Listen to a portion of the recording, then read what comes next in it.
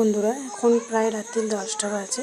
হঠাৎ করে চাউমিন খেতে ইচ্ছা করলো, সেই জন্য চাউমিন বানিয়ে নিচ্ছি। তেলটা গরম হয়ে গেছে, কড়াইতে সাদা তেল দিয়েছিলাম, কড়াইয়ের অবস্থা খুবই খারাপ, তো উঠছে না এগুলো আর।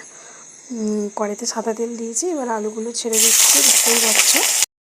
এবার পেঁয়াজগুলো দিয়ে দিচ্ছি। পেঁয়াজও খানিকটা কেটে রেখেছিলাম, পেঁয়াজটা দিয়ে দিলাম, দিয়ে ভালো করে এবার রাত্রে মনে হলো চাউমিন খাবো, সেই জন্য চাউমিন বানাতে বসে পড়লাম। আলু পেঁয়াজগুলো ভেজে নিচ্ছি।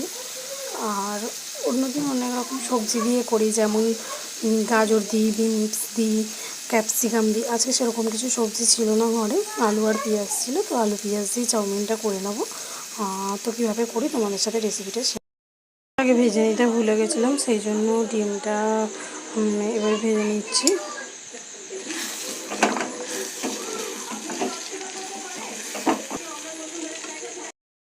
ভাজা হয়ে গেছে, এবার এর মধ্যে আমি এখন টমেটো কুচি দিয়ে দেবো। আগে থেকে কেটে রেখেছিলাম টমেটো, এই টমেটোগুলো এবার এর মধ্যে দিয়ে দেবো।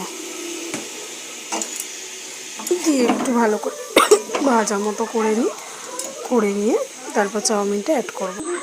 আগে থেকে জল ঝরিয়ে নিয়েছিলাম চাউটা, তো সেটাই এবার চাউমিনের মধ্যে মিক্স করে নেব।